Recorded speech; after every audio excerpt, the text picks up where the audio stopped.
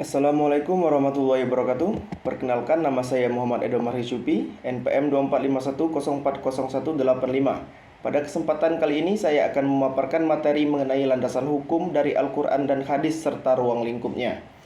Tujuan dari presentasi ini adalah untuk memahami bagaimana Al-Quran dan hadis menjadi landasan hukum dalam Islam, serta ruang lingkup apa saja yang tercakup di dalamnya. Sebagaimana kita ketahui, Al-Quran adalah sumber hukum utama bagi umat Islam yang kemudian dijelaskan dan diperinci oleh hadis Rasulullah SAW. Keduanya menjadi pondasi utama dalam menetapkan hukum Islam, baik yang bersifat ibadah maupun muamalah. Ruang lingkupnya mencakup aspek kehidupan pribadi, sosial, hingga kemasyarakatan. Mengapa sih kita membutuhkan landasan hukum dalam Islam?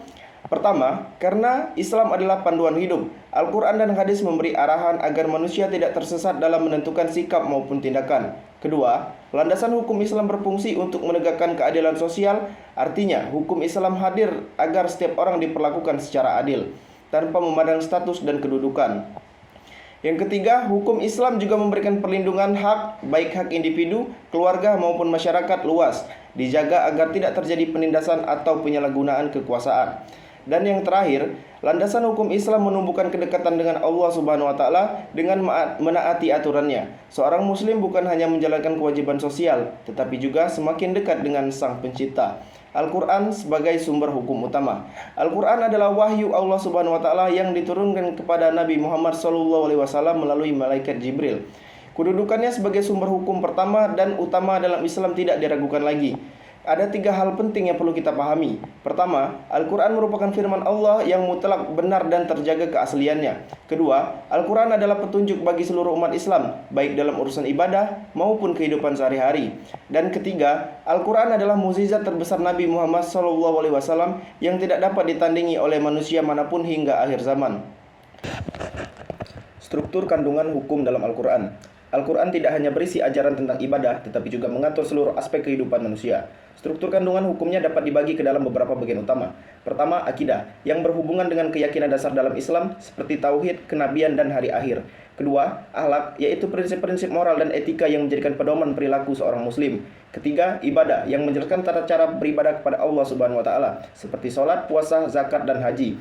Keempat, muamalah, yaitu aturan mengenai hubungan antar manusia, mencakup aspek ekonomi, sosial, hingga pernikahan. Dan yang terakhir, ukubud, yaitu hukum pidana beserta sanksinya. Dengan demikian, ayat-ayat hukum dalam Al-Quran mencakup berbagai aspek kehidupan, memberikan panduan yang komprehensif bagi umat Islam. Hadis, penjelasan dan penafsiran Al-Quran. Hadis adalah segala perkataan, perbuatan, dan ketetapan Nabi Muhammad SAW. Dalam hukum Islam, hadis memiliki fungsi penting sebagai penjelas sekaligus penafsir ayat-ayat Al-Quran yang sifatnya masih umum. Fungsi hadis ini dapat kita lihat dalam beberapa hal. Pertama, hadis memperinci ayat-ayat yang masih mujmal atau bersifat global. Kedua, hadis membatasi ayat yang mutlak sehingga penerapannya lebih jelas. Ketiga, hadis menghususkan ayat yang sifatnya umum. Dan yang terakhir, hadis juga dapat menetapkan hukum baru yang tidak disebutkan secara langsung dalam Al-Quran.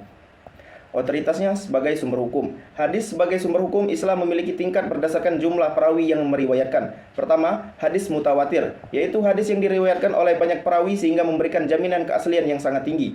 Kedua, hadis masyhur, yaitu hadis yang diriwayatkan oleh beberapa perawi. Hadis ini tetap dianggap kuat meskipun jumlah periwayatnya tidak sebanyak hadis mutawatir.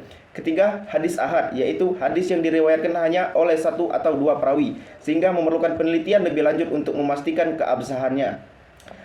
Ruang lingkup penerapan hukum Islam dalam kehidupan. Hukum Islam tidak hanya mengatur hubungan manusia dengan Allah, tapi mencakup seluruh aspek kehidupan. Dalam bidang ibadah, hukum Islam menjelaskan tata cara melaksanakan sholat, puasa, zakat, haji, dan berbagai ritual lainnya. Dalam bidang pendidikan, Islam menekankan pentingnya etika belajar serta kurikulum yang berlandaskan nilai-nilai Islami. Dalam bidang ekonomi, hukum Islam mengatur transaksi keuangan syariah, larangan riba, sehingga pembagian warisan. Dalam ranah keluarga, hukum Islam mengatur pernikahan, perceraian, hak anak, dan kewajiban nafkah. Dan dalam bidang politik serta hukum, Islam memberikan pedoman tentang kepemimpinan, sistem peradilan, hingga hubungan internasional.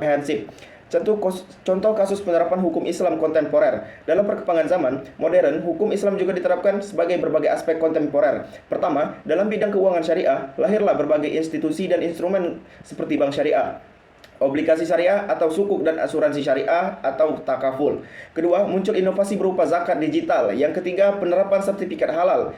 Hal ini menunjukkan bahwa hukum Islam tetap relevan, fleksibel, dan mampu beradaptasi dengan kebutuhan masyarakat modern. Kesimpulan dan relevansi landasan hukum Islam bagi umat. Dari pembahasan tadi, dapat kita simpulkan bahwa Al-Quran dan hadis merupakan pedoman abadi bagi umat Islam yang relevan sepanjang masa. Landasan hukum Islam juga berperan dalam menciptakan harmoni sosial dengan membentuk masyarakat yang beretika, adil, dan sejahtera. Selain itu, hukum Islam mendorong kemajuan peradaban karena mampu mengarahkan inovasi dan perkembangan zaman agar tetap sejalan dengan nilai-nilai Islam. Dengan demikian, memahami dan mengamalkan landasan hukum Islam bukan hanya menjadi kewajiban, tetapi juga kunci untuk mencapai kebahagiaan baik di dunia maupun di akhirat. Sekian dari saya. Assalamualaikum warahmatullahi wabarakatuh.